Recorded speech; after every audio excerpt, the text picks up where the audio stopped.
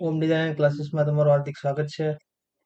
આજે હું તમારી સામે લાવી રહ્યો છું કે ભાઈ એરિયા ફરકની ડિઝાઇન હોય. ધારો કે તમારે જોઈએ છે 300 નો એરિયો અને મળે છે રિપીટ 250 નો, તો કઈ રીતે તમારે એને એરિયા વાઇઝ ડિઝાઇનને બેસાડવી અને કઈ રીતે વિધાઉટ ઝૂમ મતલબ કે મોટું કર્યા વગર તમારે ડિઝાઇનને સેટ કરવી.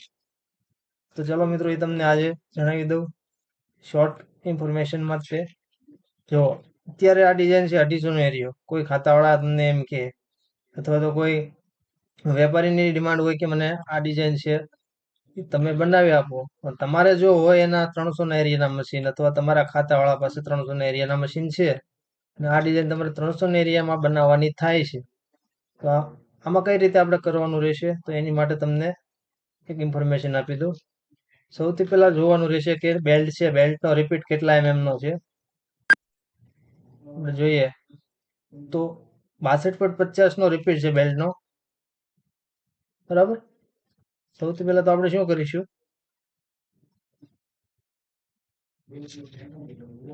લાઈન જે છે આપણી એને આપણે ખેંચી લઈશું. કન્ટિન્યુ સ્ટાર છે જેની આપણે મોટી બનાવેલી છે, રિશેપ કરીને આપણે ખેંચી લઈશું. એક્ઝેક્ટ.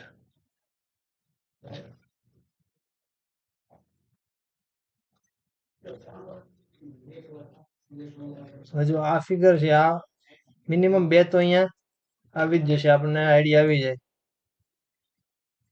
અનગ્રુપ કરી લેવાના પેલા બરાબર, પછી રાઈટ ક્લિક કરીને આપણે અહીંયા મૂકી દઈશું. પરફેક્ટ એની પ્લેસ જ છે બેની, કારણ કે એ 25 નો રિપીટ હશે આઈ થિંક. હવે જો અહીંયા તમારે પણ એની જગ્યા બેની નથી. તમને આઈડિયા આવી ગયો છે મિત્રો કે ભાઈ આનો એક રિપીટ તમારે 300 ના એરિયાના ગુણાંકમાં લેવો પડે. 300 × 60, 5 રિપીટ બેસાડવાના છે આપણે 60 ના ગેપે.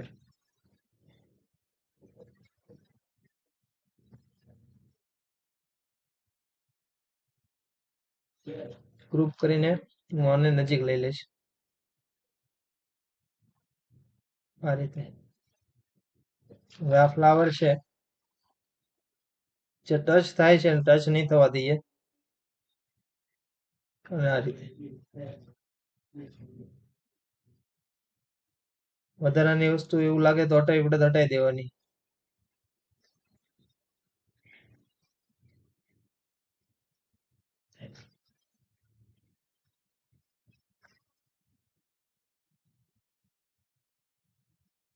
જો મિત્રો,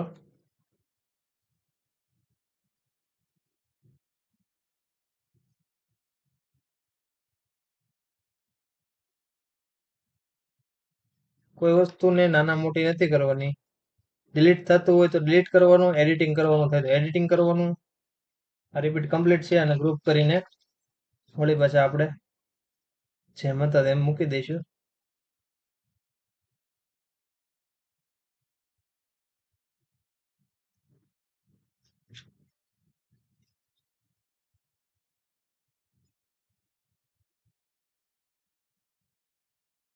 આ રીતે મિત્રો 300 ના એરિયાની અંદર સેટ થઈ ગઈ છે ડિઝાઇન.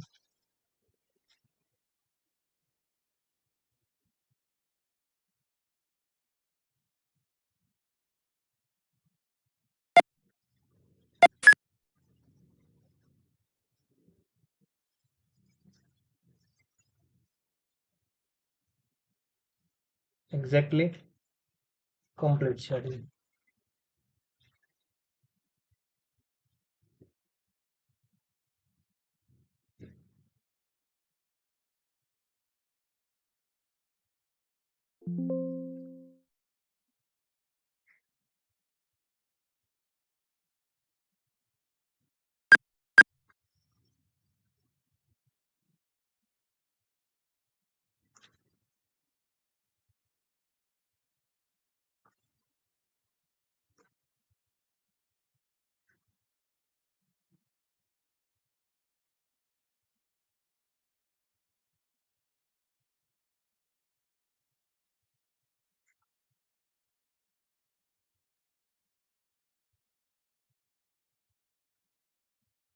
નીચેના પટ્ટાને લોક કરીને જૂના પટ્ટાને લીડર મારી દેવાનો છે. હવે જો મિત્રો આની ઝાડ છે જે 300 ના એરિયામાં કરવી છે, બરાબર. મેઇન ફ્લાવરને જોવાના છે. ગ્રીડ સેટ કરો. ગ્રીડમાં કઈ રીતે, તો કે એનો રિપીટ કેટલાનો છે, 300માં 150 ના ગેપે આવવા જોઈએ. હાઈટ તો જે છે જ, બરાબર. પેલા 125 ના ગેપે બૂટા હતા, હવે 150 ના ગેપે બૂટા કરવાના. હવે તમે જોઈ શકો છો, હું ગ્રીડને ખેંચીને એક્ઝેક્ટ બૂટાના સેન્ટરમાં રાખીશ.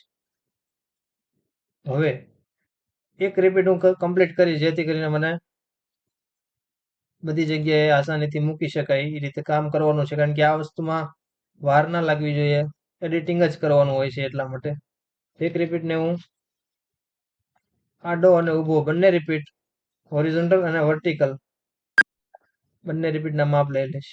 જો વર્ટિકલ છે 245, હોરિઝોન્ટલ છે 300 કરવું છે મારે, બરાબર. તો સૌપ્રથમ હું શું કરીશ, આ વસ્તુને સેન્ટરમાં મૂકી દઈશ, જેથી કરીને આપણી ડિઝાઇન બેલેન્સ રહે.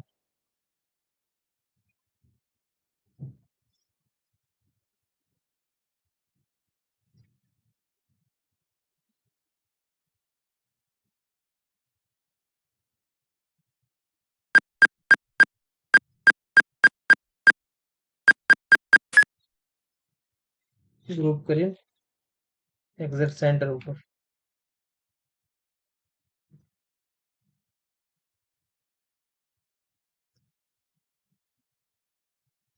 આ વસ્તુને પેલા આપણે રિપીટ આડો અને ઊભો બંને ચાલુ કરીશું. 300 છે, અહીંયા કરીશું 245. જોઈ શકો છો આ વસ્તુને હું થોડું રોટેટ કરીને આ ડાળી ફ્લાવર સાથે કનેક્ટ કરાવવાની કોશિશ કરીશ.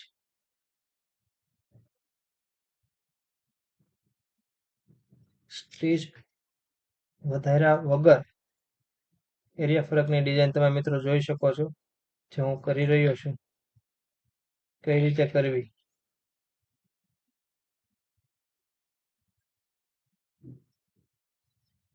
મોસ્ટ ઓફ ડિઝાઇનર જે મિસ્ટેક કરતા હોય છે, જે ફ્રેશર હોય છે, કે ભાઈ 250 છે, 300 કરવું છે, ડાયરેક્ટલી મોટું કરી દેતા હોય છે, પણ એમાં શેપ વિખાય છે, ફિગર મોટા થઈ જાય છે, જે વસ્તુની ભૂલ આપણે કરવાની નથી. આવી રીતે એડિટિંગ કરીને એરિયા મેળવવાની રીત ઇઝીમાં ઇઝી હું તમને બતાવી રહ્યો છું. આ વસ્તુ છે, અને આપણે આ રીતે ટચ કરાવી દેવાનું.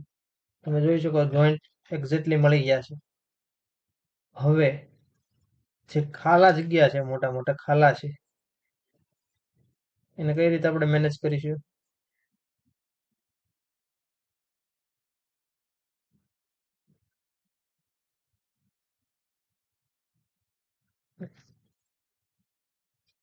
આવી રીતે દંડી લંબાવી દેવાની છે, અને જે વસ્તુ એમ લાગે કે અહીંયા ફારફેર કરવા જેવો છે, ત્યાં કરતો જવાનો. તો જોઈ શકો છો મિત્રો કે ભાઈ અહીંયા ખાલી જગ્યા વધારે દેખાય છે, તમે એડિટિંગ કરી શકો છો. ત્યાં આવી રીતે કોઈ ડાળી ઉપાડીને અહીંયા સેટ કરી શકો છો.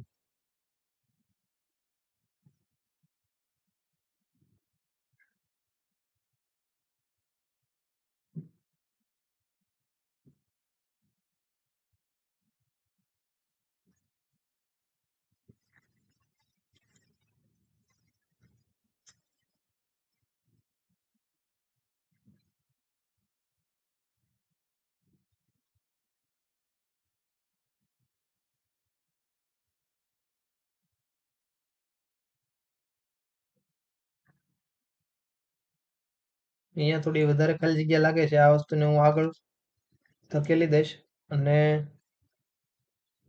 અહીંથી રિશેપ કરી એન્ટર આપી દઈશું. જો મિત્રો હવે તમે જોઈ શકો છો આસાનીથી આ ડિઝાઇન જે છે 250 ના એરિયાની હતી, આપણે ઇઝીલી 300માં સેટ કરી દીધી છે.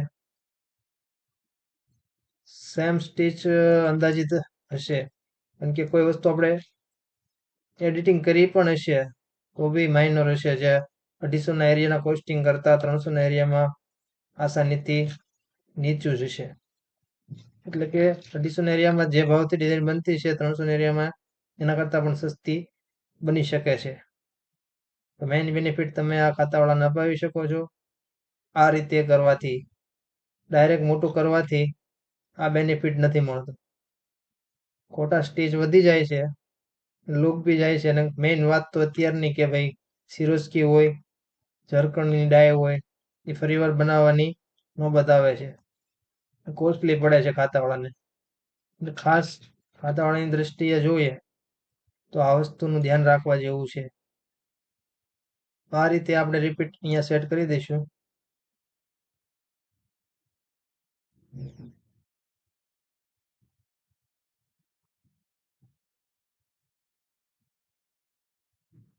લોક કરીને ઓલ્ડ રિપીટ ડિલીટ કરી દઈશું.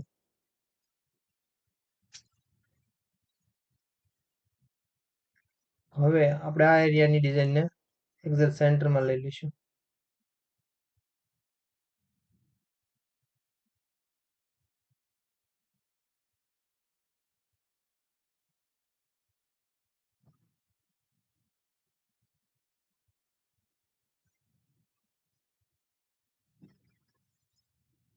મિત્રો જોઈ શકો છો તમે ઇઝીલી 300ના એરિયામાં ડિઝાઇન બની ગઈ છે.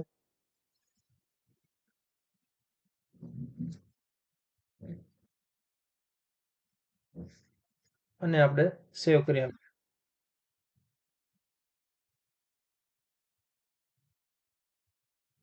તો મિત્રો અવનવા વિડીયો જોવા માટે અમારી ચેનલ હોમ ડિઝાઇન એન્ડ ક્લાસીસને લાઈક કરો, શેર કરો અને સબસ્ક્રાઇબ કરો.